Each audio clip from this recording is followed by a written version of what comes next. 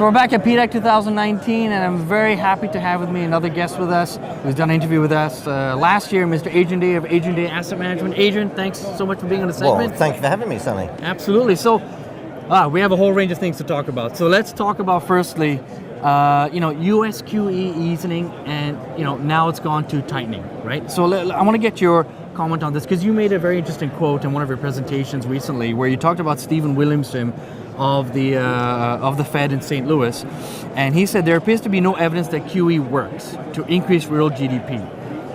Why the tightening now? Will it work? Well, no, and that's a huge question. It's actually the topic of my talk that I'm giving shortly, okay. and even 20 minutes is too short a time. The Fed and other central banks around the world took these unprecedented measures to ease, bringing interest rates down to zero in the case of the US, negative in the case of most of the rest of the world. Yeah.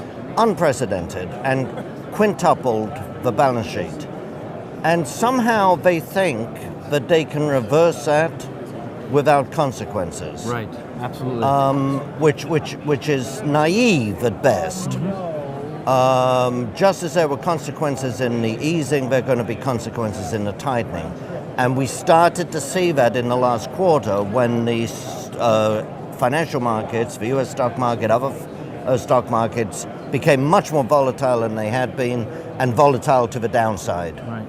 And essentially the Federal Reserve blinked. Mm-hmm. And they've already paused the tightening, as you know. They say there won't be any more interest rate hikes for the time being, and come May or June, they will stop the reduction in the balance sheet. Mm-hmm. So we're going to wind up with a balance sheet that's 4 times what it was in 2007, after the so-called tightening. The tightening never really started. Interesting. So how does this unravel at the end of the day? If it's quintupled, I mean, what kind of situation are we really facing? Well, there's now a new theory called modern monetary theory. Modern monetary theory, MMT, okay. Which suggests that in fact central banks should keep interest rates abnormally low permanently as a permanent way of increasing GDP. Wow. And they say, well, it didn't seem to do much harm increasing the balance sheet, so there's really no harm in the Federal Reserve maintaining a very high balance sheet. And in fact, according to MMT, the Federal Reserve and other central banks should buy all assets. They shouldn't just restrict themselves to treasuries and other kinds of bonds, but buy all assets. So like the Swiss National Bank, for example, and of all people, the Swiss, who would think the Swiss would be on the cutting edge of such idiocy? Yeah. So how it's going to end, I don't know. But we do know that there are very unfortunate consequences, particularly to savers. Mm-hmm. So savers are dramatically hurt by QE. Mm-hmm. And as savings go down, because people start stretching for yield. Mm-hmm. You can't live on the income from a CD anymore, right. Even if you thought you planned to do that 20 years ago. So as people save less, you have less money available for investment. Mm-hmm. The Keynesian view, of course, is that you have too much savings. You should go out and spend. But the Austrian view, the traditional classical economic view, and I think the right one, is that you need people to save in order to create pools of capital that can be used for investment. Yeah. And only after you have investment do you then get the consumption. Interesting. So then, how about the interest rate side of things? How about interest rates? We're looking at, where are we at in terms of interest globally? I mean, you're seeing the U.S. Fed, they're being a little bit more, they're looking to raise interest rates this year twice or once. It's all dependent on the data that they get in terms of the jobs data, et cetera, et cetera. So where are we going with this, and how does it impact, I guess, overall the mining sector? Well, I think for the time being, the Federal Reserve has stopped raising rates. I think there's So no rates this year at all? Maybe one, just to show that just to try to retain some credibility. But remember, only a few months ago, they were talking about 4 rates this year.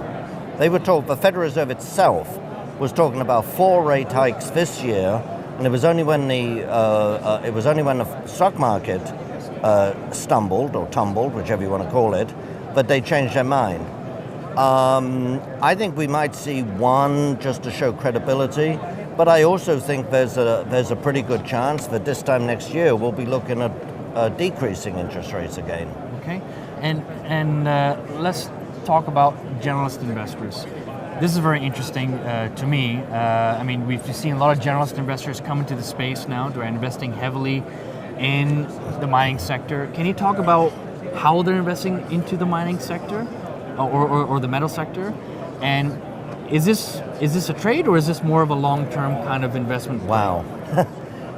That's a good question. I think there's different investors doing different things. A lot of retail investors who have come into the mining sector have looked for the new and the novel, things like lithium and the battery cobalt, because they're sort of sexy and they think they have growth. So that, I think, is very fickle money. You're getting a lot of larger investors, institutional investors, hedge funds, and just frankly large, and very wealthy, these wealthy individuals as well, that are coming who are buying mostly physical gold or ETFs as a hedge on their other financial assets. Now that makes logical sense. I mean, one of the theories of owning gold is because it acts. It goes up when financial assets go down and vice versa.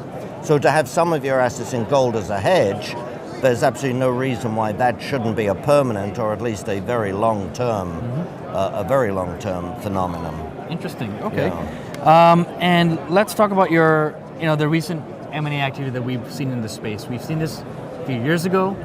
We saw a lot of strategic investments as well. But this time around, I mean, you're seeing the whole top tier major producers, in this merger mania of sorts, and it's creating a kind of a void, I think, to the developers below them, right, or the producers. Right. So, is this real shareholder value being created, or is it again, the type of Hercules kind of transactions that we're seeing several years ago? Well, I think you have to separate. You have to look at each one individually. Certainly Newmont buying Goldcorp, I think, makes no logical sense. There are absolutely no synergies whatsoever. No synergies at all. And whether you're buying good assets or a collection of bad assets, that's debatable. Right. But I don't think it's a good acquisition for Newmont. It simply makes them bigger. Right. Barrick and Randgold. At least there was I don't think there were a lot of synergies, right, but there was at least a rationale. You were buying a very good operational team from Randgold. Mm-hmm. Now, maybe there's cheaper ways of buying an operational team, but there were some rationales there. So are we done then with these M&A activity, or No, I don't. And talking about the void that's below them, do you think we'll see some M&A activity from the other producer? Yeah. I think that's where the next step has to come.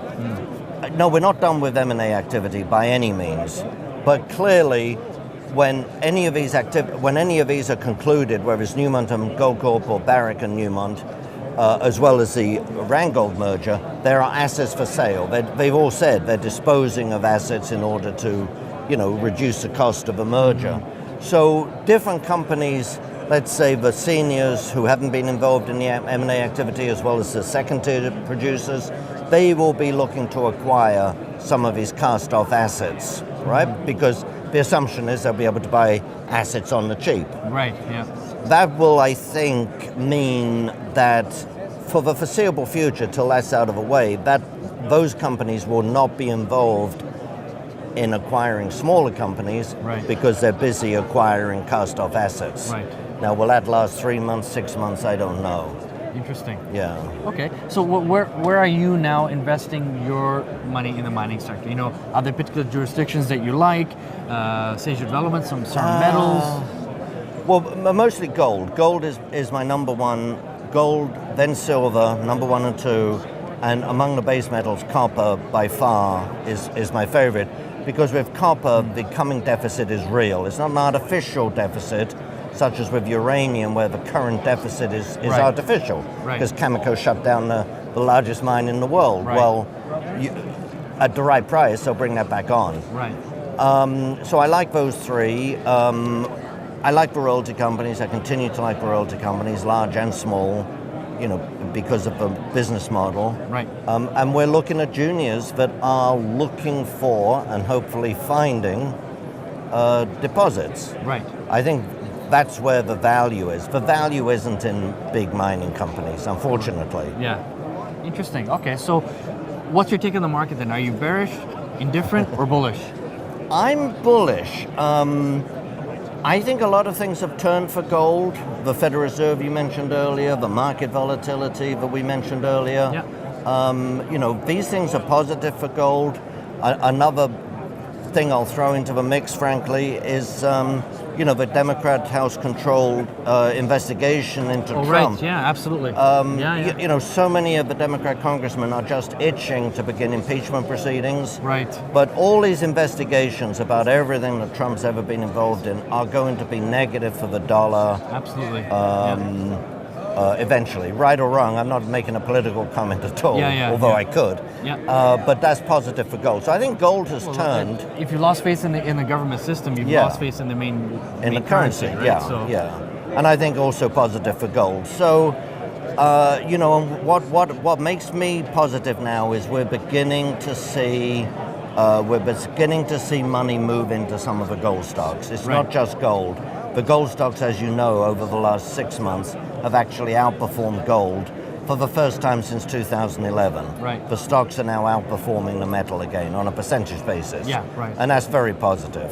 Very positive. Well, that's very interesting news. Thank you so much for your in-depth analysis, Adrian.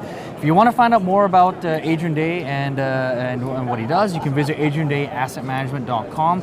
I believe you can sign up for a newsletter, right? Is that correct? Or I can't remember, like a free kind of update thing or something? Yeah. So you can sign up for the website. I'll also include his contact information in the description below, and you can get in touch with Adrian directly. So, Adrian, thanks a lot. Thank you. Appreciate very much. it, okay? Thank Have a you. good one. Cheers. Thank you.